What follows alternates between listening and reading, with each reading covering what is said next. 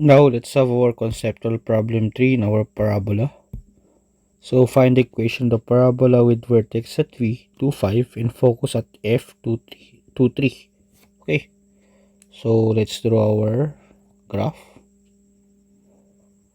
Okay, so when analyzing these different types of topics and questions, especially parabola, ellipses, uh, it is better for you to know the different parts of this and also know how to graph them.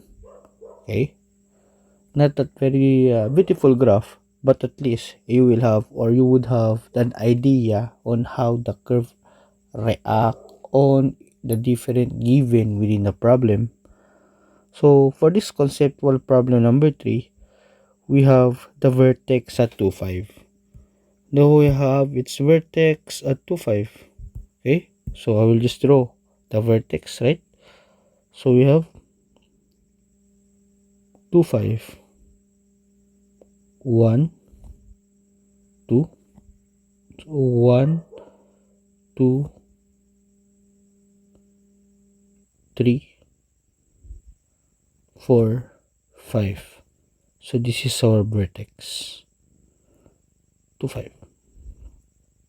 Now our vertex is the highest or the lowest point in the parabola, right?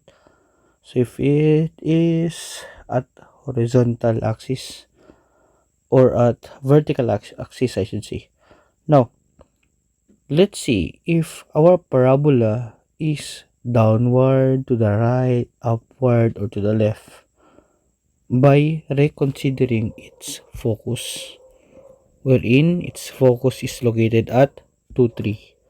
So 1 2 2 3. Here's our focus.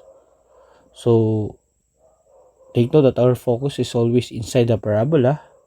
So from this we may say that our parabola is opening downward. Now our focus is at 2 3. Okay, our vertex is 2 5. Therefore we all know that based on our previous discussion that the distance between my vertex to my focus, or I will just call this as my VF, is equal to our A. Okay, VF as in vertex. Okay, now our A is simply the distance between them. So solving for A,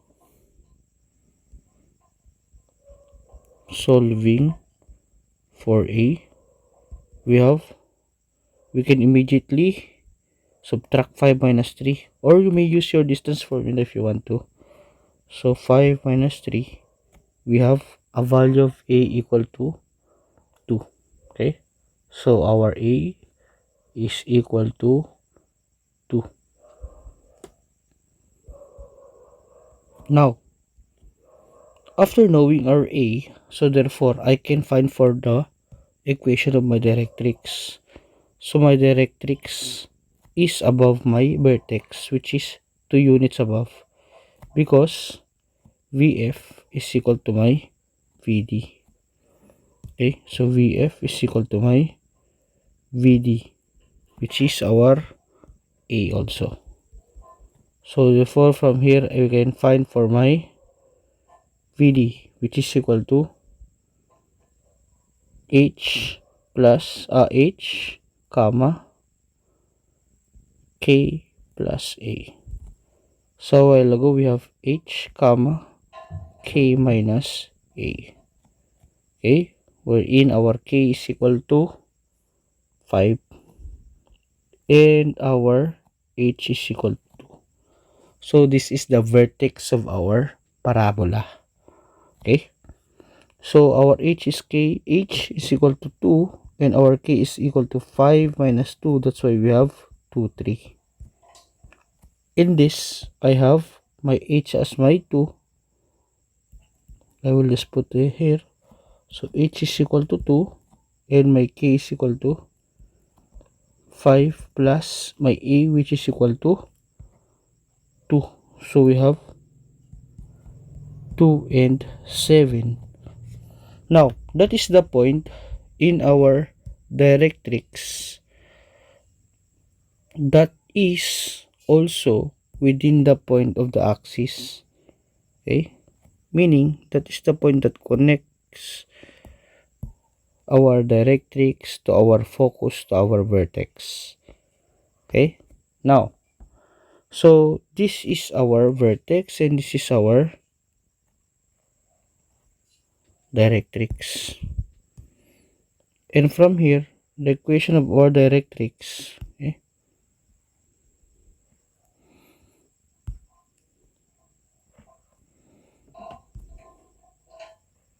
okay, the equation of our directrix will be y is equal to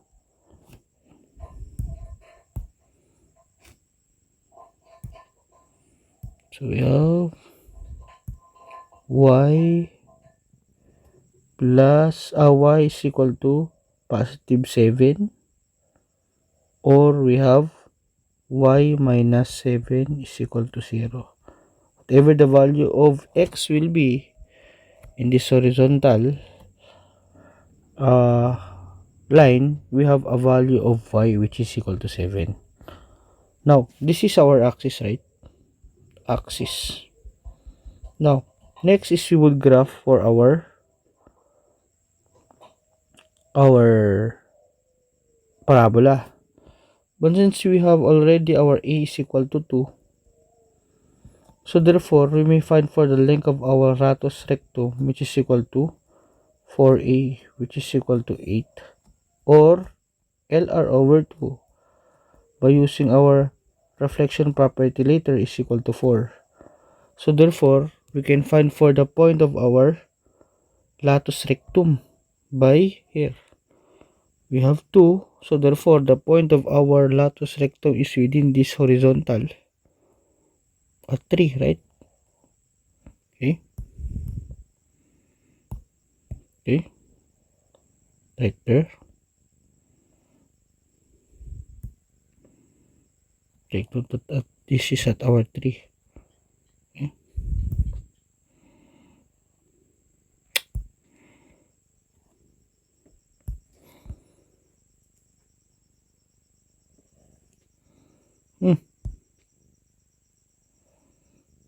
Okay.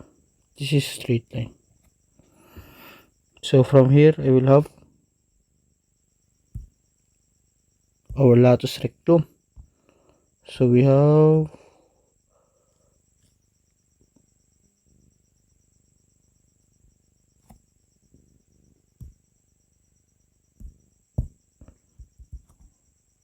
h plus minus 4k. So for my point 1 of my latus rectum will be h plus 4k, wherein my h plus 4 will be equal to h, which is equal to 2. Okay, so 2 plus 2 plus 4 and my k. Okay, my k is, okay, wait, this must be not k, let's say fy. So let's say this will be my fy. Why? Because our latus rectum is the chord that is passing through my focus. So will not use h then. So I will use my fx and my fy for it to further for us not to complicate things. So we have, therefore we have fx plus minus 4 and fy. My fy is at 3. Okay, so therefore I will have 6 3. So we'll count 1 2 3 4 5 6. And next my point 2 is we have my fx minus 4 and 3. So our fx is 2, right? So we have 2 minus 4 and 3. So we have our point 2 at negative 2, 3. So we'll just move here. So we have negative 2. I think it will not be very symmetrical because of the because of the cuts. Okay, so we have negative 2, 3. This is my point LR2, and this will be my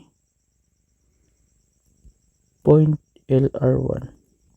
Okay, next we have already my vertex, wherein my vertex is at 2, 5.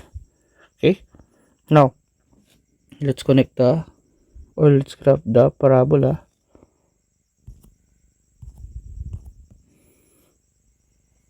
So this will be the graph of our parabola. Okay,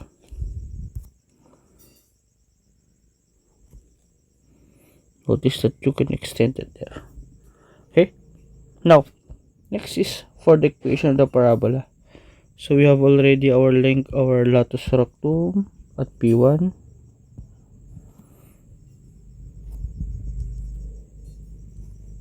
LR, LR P2. We have already our directrix. We have already our vertex. We have already our focus at 2, 3. Next is for our equation. Note that it is opening downward. Okay, note opening downward. Now our equation that we may use is of course our x square, which is equal to negative 4ay. But take note that our vertex is not at 0, 0. Since vertex is not at 0, 0, therefore we would use our equation by subtracting our x minus h square, which is equal to negative 4a multiplied by my y minus k. What is our h? Our h is equal to 2, and our k is equal to, our vertex. This is our vertex, right? So we have 5. Okay, so from here I will have an answer equal to x minus 2 square, which is equal to negative 4a y minus 5. Now what is my a? My a while ago is equal to 2. So therefore our equation will be x minus 2 square, which is equal to negative 4 multiplied by my 2 multiplied by y minus 5. So therefore the standard equation of this parabola with a center h, with a vertex hk is this. Okay, this is for our conceptual problem number 3.